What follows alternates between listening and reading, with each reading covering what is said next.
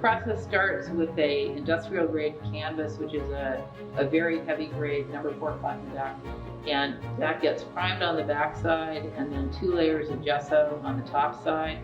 And then I use 4 layers of Benjamin Moore paint just because that's the paint that I'm familiar with. And then I apply the design, which is almost always stenciled. Sometimes there's some freehand work. The design is applied using an acrylic wash, hand applied with brushes. Once the design is down, it gets 5 coats of sprayed polyurethane, and then the edges get hemmed, and then a layer of carpet padding goes on the back side, and then that gets covered by a vinyl fabric. So that's the back side. So if water were ever to seep under or another liquid, it's protected on the back side, and it's incredibly protected on the top side. So red wine could sit on this for days and you just wipe it off. These can be treated like linoleum and done as a glue down. Generally, those a glue down doesn't have this kind of elaborate border. Right. It's generally just the feel that extends for, you know, for whatever the room size is.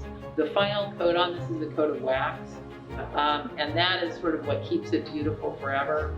If you wax it in a busy kitchen, say every 6 months, it'll look like this in 10 years and even in 20 years.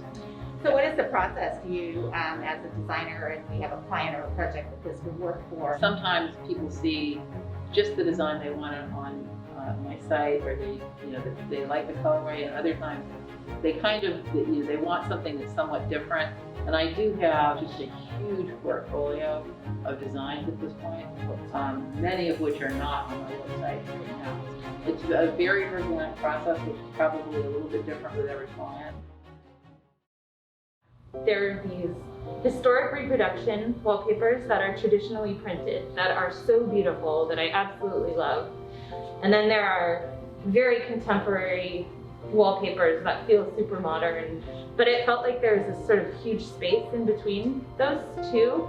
And I really wanted to position us in that space, deeply informed by historic design and pattern. We printed using only analog historic printing methods, so we don't do any digital printing. Digitally printed wallpapers will look really beautiful in pictures or from a distance. When you get really close to them, they don't have the same like texture and beauty as objects that traditional printing methods have. So we started the business in 2017. Doing the hand-painted on-site work, and it took about 3.5 years to figure out sort of where and how to manufacture the way we wanted to, and we ended up partnering with this amazing wallpaper manufacturer in Britain who manufactures a ton of fancy wallpapers. So these are our 5 sort of initial designs. We're slowly adding more to our collection. Some of the things that we're super excited about are collaborating with other female identifying artists. That's one of the huge drivers for me. We've got 3 of our designs, including this one, which is chanterelle mushrooms as Art Deco fan pattern. Art Deco fan patterns are actually a riff on one of the sort of oldest and most fundamental human design forms, like the scallop pattern, which I think is really inspiring. And these are screen printed, and these we can do in custom colors. With screen printing, it's only a 6-roll minimum, so that's the minimum for custom colors or for a fully custom wallpaper.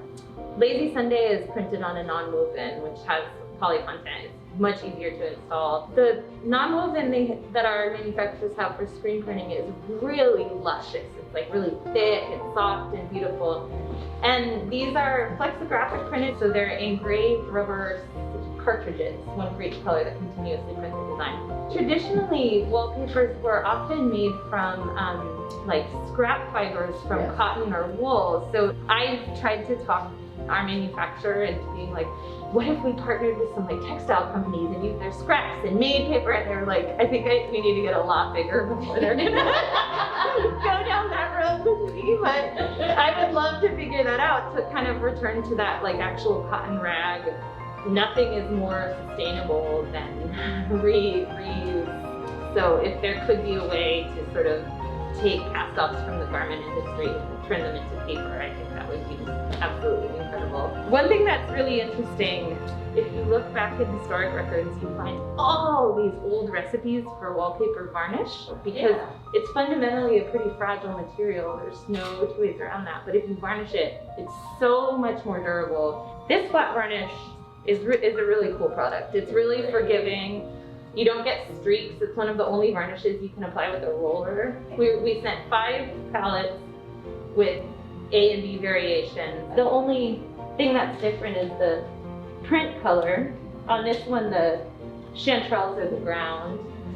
This we call the little bats. So on this one, the little bats are slightly warmer. This was just a darker green, which was also very pretty, but we ended up feeling like this just felt more cohesive. It sort of has a melody. It's resonating with itself and feels a bit 40s in a way we like. So this is really interesting, and this is one of the things that I sort of wanted to point to.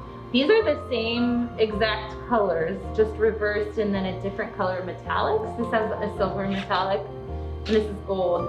But this is so much cooler because the ground is that off black. So when they printed this really pretty like pink toned ivory over it, it printed very, very cool. I'm gonna hand this up to the gold fairy. Gold fairy. This is a gilded mirror. It's a process called verre glamise, which basically it's French, but it means reverse glass gilding. So the gold is on the back of the glass. Okay. And it's attached using a size of adhesive made out of gelatin, so it dries totally clear. You can use any type of leaf, really. We're partial to gold here. But at any size of glass, you can just reverse gild the back, and then it gets sealed. We use either shellac or one-shot enamel paints because they're really strong. And then it's a mirror. Oil gilding is something that we do as well, and we've done that. We did a ceiling at Albee, and we've done at Vox Social, you may have seen some line, right? But that is a good sample over there, those little corner pieces.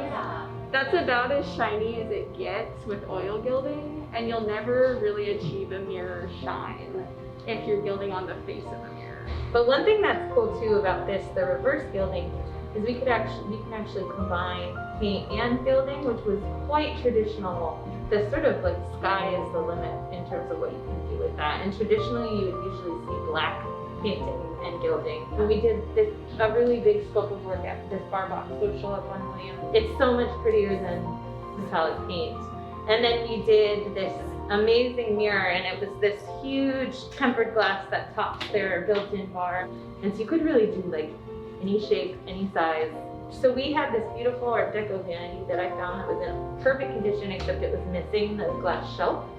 So we had custom tempered glass shelf made. The mirror, it had this huge round mirror that was original. So it had this beautiful aged patina to it, and the shelf looked very new. And so we were like, what if we made it gold? And then we were like, why isn't every mirror gold? What kind of monster decided that we needed silver mirrors? Why do you blow out when you can do the talent? It's such a beautiful, it's so flattering, and then because it's got the handmade quality of the leaf and this kind of imperfections, you just like look really good in it. So that's my kind of mirror. For architectural work, pretty much anything that's not porous, you can put gilded details on. Moldings, I've done moldings in entire houses. So we've been playing around with a couple things. One is that this is actually on this really beautiful fine art quality linen substrate. We can do like customized even figured panels, so like an arch shape, which is a neat way to think about bringing it into a project that maybe doesn't have like an exorbitant budget, or where the clients are concerned about wanting to take it with them when they leave. But you can get this feeling of like a cohesive design element that goes through the whole space or through a whole room, like a series of panels. And it installs beautifully like wallpaper. I think one of the things we find so inspiring about a lot of historic design is that you just really, you can see this sort of passionate, excited human mind working through what they're seeing around them all the time. I think William Morris is a really exquisite example of that.